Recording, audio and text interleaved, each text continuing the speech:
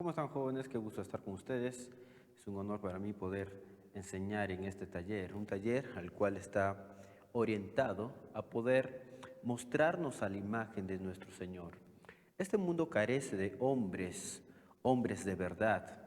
La falta de hombría en este mundo ha afectado al punto de que hay hogares destruidos, niños, aunque tengan una figura paterna, están viviendo solos. No hay un liderazgo correcto dentro de los hogares, dentro de las familias y más aún dentro de las iglesias. Por eso es que el problema que hoy en día radica en toda la sociedad es a falta de la ausencia de hombres, hombres de verdad. Y es lo que queremos en este tiempo poder enseñar, porque creo que el modelo correcto para poder mirar hacia un lugar como modelo a seguir es el Señor Jesucristo. No hay nadie más. Cuando hablamos de ser ejemplos, estamos hablando de que Cristo es el modelo ideal al cual nosotros debemos seguir y debemos imitar. Dios quiere levantar una nueva generación de hombres, hombres de Dios.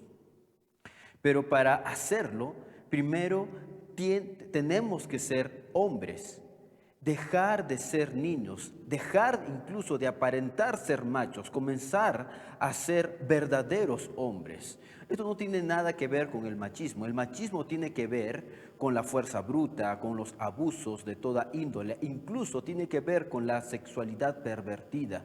Pero la hombría tiene que ver con el carácter y la conducta. Lo más cercano que podemos ver a Cristo en las Escrituras es el término hombre de Dios.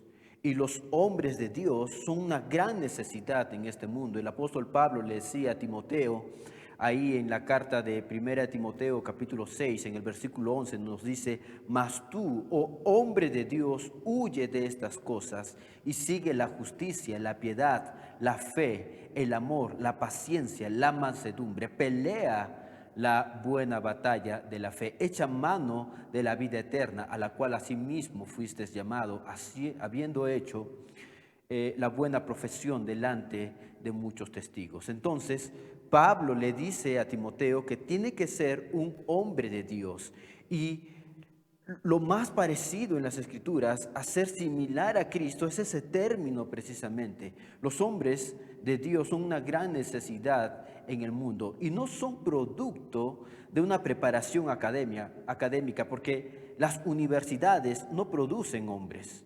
Tampoco nacen del avance tecnológico, no son producto de una clonación genética, son engendrados por el Espíritu Santo, moldeados por la palabra de Dios, entrenados por la iglesia, llamados por Dios, ungidos por el Espíritu Santo, redimidos por Jesús. El cielo los quiere, el infierno los aborrece, no quiere saber nada de estos hombres de Dios. El mundo los necesita, la iglesia los reclama y la familia anhela un hombre de Dios. Por eso es importante que seamos formados más que nada a la imagen de nuestro Dios, a la imagen de nuestro Señor. Él es nuestro modelo a poder seguir y necesitamos de esos tipos de hombres. ¿Podemos llegar a ser como Jesús? ¿Podemos tener las características de nuestro Señor y de nuestro Salvador? Por supuesto que sí. De todas las personas que han pisado la tierra, Jesús es el modelo a poder seguir. El mismo apóstol Pablo nos dice en la carta de 1 Corintios capítulo 11, versículo 1, sed imitadores de mí, como yo soy imitador de Cristo. La figura que Pablo seguía era la del Señor Jesucristo. Y Él nos invita, nos recomienda a que podamos ser igual a Cristo, así como Él era imitador de su Señor. Allá en el libro de Marcos, en el capítulo 3, del versículo 13 al versículo 15, vemos que Jesús llama a sus 12 apóstoles para ciertas funciones: enviarlos a predicar, para que tuviesen autoridad para poder sanar a enfermos y echar fuera demonios. Pero dentro de estas cosas que Jesús quería de estos hombres, más que nada era que estuviesen con Él. Nos dice en el versículo 14, y estableció a 12 para que estuviesen con Él. El pasar tiempo con Jesús hizo que esto se impregnara en sus vidas a tal punto que cuando las personas veían a estos hombres, ya no veían a ellos, sino veían a Jesús a través de ellos. En el libro de Hechos, en el capítulo 14, en el versículo 13, nos dice que cuando vieron el denuedo de Pedro y de Juan, después obviamente de haber sanado a un cojo de nacimiento en el templo llamado La Hermosa, los agarraron, los llevaron ante las autoridades. Y nos dice que ellos se pararon delante de las autoridades y empezaron a hablar acerca de este Cristo, acerca de Jesús. Y viendo el denuedo de ellos, sabiendo que eran hombres sin letras y del vulgo, se maravillaban y les reconocían. Mire usted esta frase, les reconocían que habían estado con Jesús. El pasar tiempo con Cristo hace que eso se pueda reflejar en nuestras vidas. Ya no somos nosotros, si te das cuenta. Ahora estamos reflejando a Cristo. Por eso de aquí radica el primer punto del cual podemos agarrarnos para poder ser la imagen de nuestro Señor, poder parecernos cada día más a Él. Y el primer punto es tener comunión con Dios. Jesús los llamó para que pudiesen tener comunión, para que pudiesen estar con ellos. Y ellos fueron formados a la imagen de su Señor. Jesús, siendo el Dios mismo, incluso, Él consideraba como importante pasar tiempo de comunión con su Padre y le dedicaba un tiempo tan especial, lo cual hacía que Él se apartase de todo lo que estaba a su alrededor e iba a poder tener una comunión con su Padre. En Lucas capítulo 5, versículo 16 nos dice: mas Él se apartaba a lugares desiertos y oraba porque quería tener un encuentro con Dios. Y eso es lo que debemos ver hoy en día nosotros como jóvenes. Ustedes tienen que ser formados a la imagen de su Salvador. La comunión con Dios es tan importante, es tan importante anhelar la presencia de Dios en nuestras vidas, que no habrá ninguna otra cosa que va a interrumpir precisamente ese anhelo y ese gozo de pasar tiempo con Dios. Es importante entonces que pasemos tiempo en comunión con Dios, y esto no va a ser posible si en primer lugar tú no has aceptado a Cristo como tu Salvador personal. Por eso que este primer punto es importante. Si queremos ser formados a la imagen de nuestro Señor, tenemos que primero reconocer a Él como nuestro Salvador personal. En el mismo capítulo de Hechos, capítulo 4, en el versículo 12, la razón por la cual Pedro y Juan fueron apresados y llevados a las autoridades fue porque ellos estaban hablando de su Mesías, y ellos decían con tal claridad y con denuedo, y decían que en ningún otro hay salvación, porque no hay otro nombre bajo el cielo dado a los hombres en que podamos ser salvos. Si quieres comunión con Dios, necesitas aceptar a Cristo como tu Salvador personal. Después serás formado a su imagen. Pero es imposible que seamos formados a su imagen si antes no hemos aceptado a Cristo como nuestro Señor. Necesitas aceptar a Cristo como tu Salvador. Otra característica que también podemos imitar de nuestro Señor Jesucristo es su humildad. Jesús, siendo varón perfecto, hijo de Dios, el Mesías prometido, mantuvo una actitud honesta y sencilla. Con ninguno se mostró superior, altivoso, irrespetuoso. Todo lo contrario, a cada persona le daba el lugar debido. El mismo Señor Jesucristo lo dice en Mateo 11, 29, nos dice: llevad mi yugo sobre vosotros, aprended de mí, que soy manso y humilde de corazón. Necesitamos esa humildad de nuestro Señor Jesucristo. El apóstol Pablo lo menciona en el libro de Filipenses, en el capítulo 2, en el versículo 3, cuando él dice: nada hagáis por vanagloria, por contiendas, antes bien con humildad, estimando cada uno a los demás como superiores a él mismo, no mirando a cada uno por lo suyo propio, o sea, dejar de mirarte a ti mismo. Una persona llena de orgullo es alguien que se mira a sí mismo, es egocentrista, no piensa en los demás. Y Pablo le está diciendo esto: una persona humilde no piensa en sí, piensa en los demás, no se mira como superior a él mismo. En el versículo 5 nos dice: haya pues en vosotros este sentir que hubo también en Cristo Jesús, el cual, siendo en forma de Dios, no estimó ser igual a Dios como cosa a que aferrarse, sino que se despojó de sí mismo, no pensó en sí, imaginándose un trono aquí en la tierra, sino Él vino a poder servir. Y eso es la característica de alguien humilde. Tomó forma de siervo, hecho semejante a los hombres, y estando en la condición de hombres, mire esa palabra, se humilló a sí mismo, haciéndose obediente hasta la muerte y muerte de cruz. Esto es algo que debe caracterizarnos a nosotros también. No seamos prepotentes, no nos creamos superior a nadie. Nuestra educación no nos hace mejores, nuestro apellido no nos hace mejores, nuestra situación socioeconómica no nos hace superiores. Lo que nosotros somos iguales a todos los demás. Una vez que hemos aceptado a Cristo como Señor y Salvador, todos estamos en la misma línea. Todos somos pecadores redimidos por la sangre de nuestro Señor. Así es como debemos vernos, con mucha humildad. El mismo Señor Jesucristo tenía esa característica. Imitadme a mí, soy manso, soy humilde de corazón. Otra característica de nuestro Señor Jesucristo era su sabiduría. Y eso es algo que también podemos imitar. Es cierto que tenía él un vasto conocimiento y lo mostraba a través de las enseñanzas, de las parábolas, de los mensajes que él repitió y que incluso hoy en día es adoptado para la sociedad para poder enseñarnos, instruirnos. En Lucas capítulo 2, versículo 40 nos dice que él, cuando era niño, crecía y se fortalecía y se llenaba de sabiduría y de gracia de Dios. Y la gracia de Dios estaba sobre él. ¿Te das cuenta? Había mucha sabiduría en nuestro Señor Jesucristo. Y una de las características de ser sabio es saber escuchar y saber obedecer. En el libro de Deuteronomio capítulo 6, versículo 3 nos dice: oye pues, oh Israel, y cuida de ponerlos por obras, para que te vaya bien sobre la tierra que fluye leche y miel. ¿Te das cuenta? Parte de la sabiduría es escuchar a Dios, escuchar a nuestras autoridades, no ignorar la palabra de Dios y sobre todo no solamente escucharla, sino poder obedecer la palabra de Dios. El libro de Proverbios fue escrito por el rey Salomón, quien probablemente escribió esta carta para su hijo Roboam, quien iba a ser su sucesor al trono.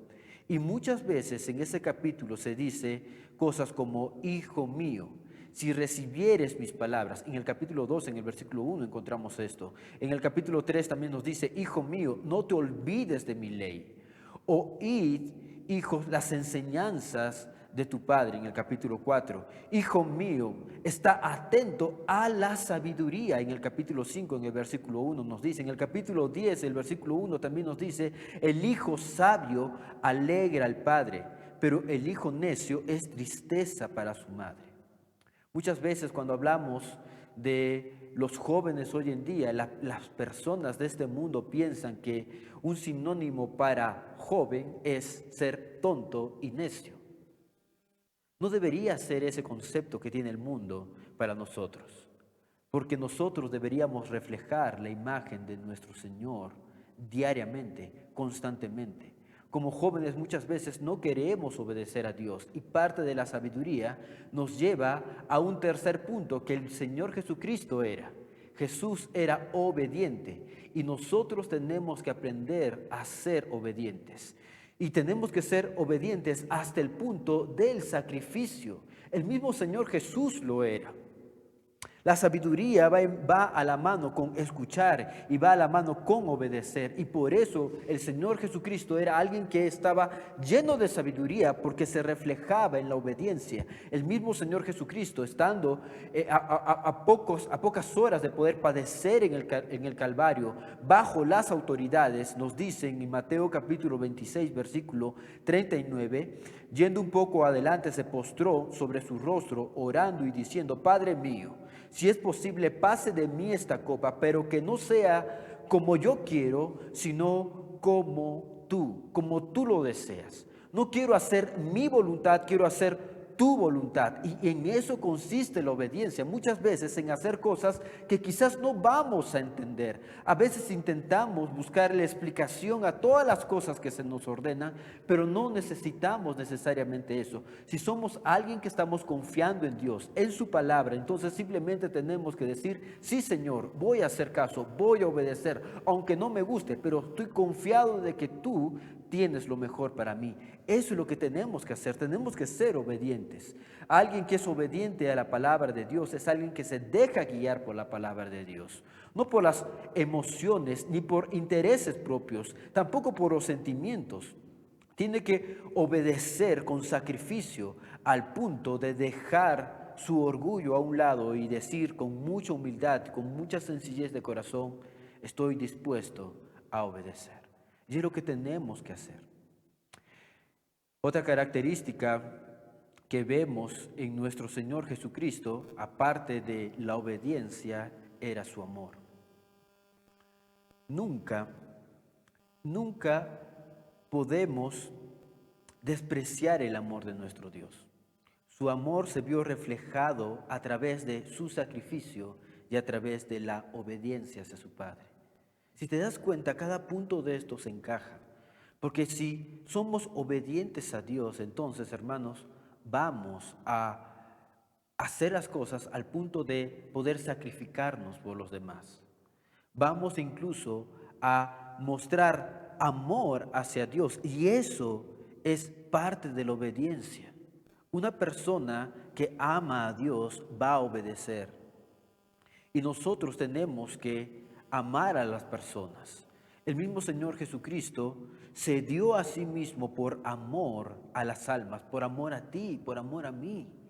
En Mateo 9, versículo 36 nos dice, cuando Él veía las multitudes, tuvo compasión de ellas porque estaban desamparadas y dispersas. Hoy en día, cuando el mundo quiere hablar acerca de amor, está hablando a veces de tolerancia y de ser permisivo. No estamos hablando de eso. El amor no te hace permisivo, no te hace tolerante hacia el pecado. Todo lo contrario. Cuando el mundo a veces habla de amor, piensa que está hablando está hablando acerca de sexo.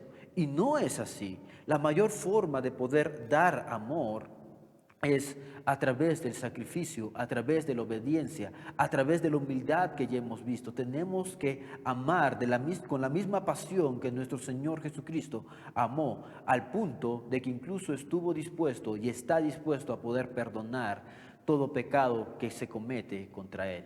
Eso es amar. Tenemos que amar a nuestro Dios. El mismo apóstol Juan, en la carta de Primera de Juan, ahí en el capítulo 4, en el versículo 18 en adelante, nos dice, el que no ama, en el amor no hay temor, sino que el perfecto amor echa fuera el temor, porque el temor lleva en sí castigo, de donde el que teme no ha sido perfeccionado en el amor. Nosotros le amamos a Él porque Él nos amó primero. El amor de Dios se volcó sobre nosotros y nosotros tenemos para dar aquello que Él nos ha dado, amor. Nos dice más adelante que el mandamiento que Dios nos manda es poder amar a nuestros prójimos. Y si no amamos a nuestros hermanos, entonces no podemos reflejar el verdadero amor de nuestro Dios. Por eso amar es una de las características de nuestro Señor Jesucristo. Y Él estuvo a hacerlo hasta el punto de poder llegar a la cruz. Otra característica de la cual también nosotros podemos agarrarnos y aferrarnos e imitarlo es su santidad. El Señor Jesucristo era santo. Y cuando estamos hablando de santidad, no nos estamos refiriendo a un sentido místico y astral de meditación, no, para nada. Cuando hablamos de santidad, estamos hablando del respeto a la palabra de Dios, del respeto y el poder cumplir parte de lo que Dios nos ha mandado a través de su palabra. En 1 de Pedro capítulo 2, versículo 22 nos dice, el cual, hablando de Cristo, no hizo pecado, ni se halló engaño en su boca. Una conducta santa requiere que tengamos al Espíritu Santo teniendo dominio sobre nosotros. No podemos llegar a la santidad si es que el Espíritu Santo no está obrando en nosotros, y tenemos que dejar que Él pueda obrar en nosotros. Cuando a veces hablamos de santidad tenemos un mal concepto acerca del tema, porque pensamos que nos estamos refiriendo a un montón de reglas que debemos hacer, ¿verdad? Sacamos una lista de cosas en la cual tachamos esto es bueno, esto es bueno, esto es malo, esto conviene, esto no conviene, esto es fácil, esto no es fácil. A veces pensamos en esto y no estamos hablando de esto, estamos hablando de anhelar la presencia de Dios en nuestras vidas y que no va a haber absolutamente nada en nosotros que va a interrumpir que yo pueda tener comunión con Dios. Entonces, cuando hablamos de santidad, estamos hablando de esto. Estamos hablando de que yo anhelo tener una comunión y su presencia a mi lado. Y eso, hermano, me vale más que cualquier otra cosa. Y voy a buscarlo a tal punto que voy a tener que dejar aquellas cosas que están interrumpiendo mi comunión con Él. Y tú sabes cuál. Tú puedes enumerarlas si tú quieres. Por eso es que tenemos que aprender a poder vivir en santidad con nuestro Dios. Alguien que vive en santidad no tapa el pecado, lo descubre, lo denuncia. Porque sabemos muy bien que el que anda en pecado no va a prosperar, no va a mejorar, no va a haber un progreso, no va a haber un crecimiento si es que estamos viviendo en pecado. El pecado enciende la ira de Dios. El hombre de Dios no solapa el pecado, tiene el valor de poder enfrentarlo y lo erradica, lo saca de su vida. Eso es poder vivir en santidad. Por eso es que necesitamos hombres a la imagen de nuestro Señor, a la imagen de nuestro Dios. Necesitamos esos tipos de hombres en el mundo, hermano. No podemos vivir en un mundo creyendo que podemos hacer lo que se nos pegue la gana cuando tarde o temprano vamos a rendir cuentas a Dios. Por eso es que tenemos que vivir una vida de santidad. El título de hombre de Dios no se logra a través de los años de estudios o de cuánto tiempo de predicación o de predicador tienes. Tampoco no se basa en cuántas iglesias hemos fundado o en cuántos años tenemos dentro de la iglesia. No, se trata, hermano, de tener una pureza de corazón y eso, hermano, es importante. Tenemos que ser puros de corazón, vivir una vida transparente y se debe mostrar eso a través de los hechos. La santidad es algo muy importante. La séptima cosa que puede reflejar una imagen de nuestro Señor es convicciones. Sirvo a Dios por convicción o por conveniencia, o simplemente por emociones. No sirvamos a Dios por las convicciones de otras personas, sirvamos a Dios por nuestras propias convicciones. Y por eso es que cuando una persona tiene convicciones firmes, será como árbol plantado junto a corrientes de aguas. ¿Cómo entonces podemos tener ese tipo de convicciones? ¿Cómo es que podemos llegar a tener convicciones firmes en nuestras vidas? Eso es el resultado simplemente de andar en la palabra de Dios. Cuán importante es tu lectura bíblica, tu devocional cada día. Tenemos que pasar tiempo en la palabra de Dios. También es importante nuestra comunión con Él, ya hemos hablado acerca de esto. Es importante que podamos pasar tiempo con Dios y lo pasamos a través de su palabra. Tenemos que andar en integridad y tenemos que creerle a Dios. El resultado de las convicciones, hermano, es el producto de hacer cada una de estas cosas, pasar tiempo en su palabra, tener comunión con Él, andar en integridad y creerle solamente a Él. En este mundo falta hombres de convicciones. Todo el mundo sigue el sistema para poder ser aceptados y no verse como raros. Pero hermano, ¿recuerdas en el desierto ahí en Israel? Cuando todo el mundo decía y se quejaba en el desierto, Josué juntamente con Caleb alababan a Dios. Cuando todos decían, todo el pueblo decía, no podemos, no podemos, son gigantes los que están ahí del otro lado del Jordán. Josué y Caleb decían, sí podemos, porque es Dios quien pelea por nosotros. De eso se trata, tener convicciones. Y cuando alguien tiene convicciones, va a vivir para Dios y no va a vivir para su pecado. No va a vivir para los deseos de este mundo, va a vivir solamente para Dios. Necesitamos hombres radicales. De eso se trata este congreso, de poder formar hombres a la imagen de nuestro Dios, a la imagen de nuestro Señor Jesucristo. Hombres radicales. Estamos muy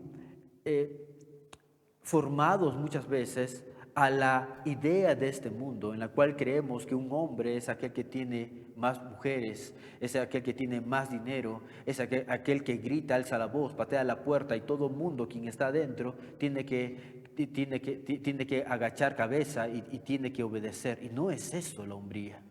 La hombría radica más que todo en poder poner nuestro deseo a los deseos de Él, poder poner nuestra vida a su disposición, vivir en humildad, vivir con un corazón dispuesto a poder sacrificar todo lo que nosotros tenemos. Habían varios hombres de Dios en las Escrituras y podemos imitarlos. Podemos tomar como ejemplo muchos de ellos, pero el mejor de ellos es nuestro Señor Jesucristo. Podemos ver, por ejemplo, a un José que estuvo dispuesto incluso a ir a la cárcel por ser radical con su vida. Tenía convicciones, amaba a Dios, era un hombre radical. Vemos a un Daniel que no se doblegó a sus autoridades. Él estuvo dispuesto a ir al foso de los leones. ¿Por qué? Porque era un hombre de Dios.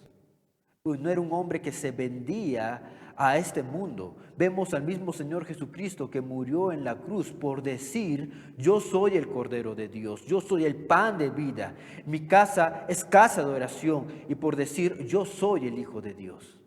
Pero después de esto vemos que el Señor mismo lo exaltó, Filipenses 2:9, por lo cual Dios mismo también lo exaltó hasta lo sumo y le dio un nombre que es sobre todo nombre, para que en el nombre de Jesús se doble toda rodilla de los que están en los cielos y en la tierra y debajo de la tierra, y toda lengua confiese que Jesús es el Señor, para la gloria de Dios y Padre. ¿Qué tipo de hombres queremos ser? ¿Estamos siendo formados a la imagen de este mundo o ya tenemos una idea del hombre que queremos ser a la imagen de nuestro Señor? Solamente tú tienes esa decisión de poder hacer. Así que te dejo con esta idea. ¿Estás siguiendo a este mundo? ¿Estás siendo formado por este mundo? ¿O estás dejando que su palabra, estás dejando que Cristo sea aquel que te moldee? Espero que sea así. El Señor los bendiga. Un gusto estar con ustedes.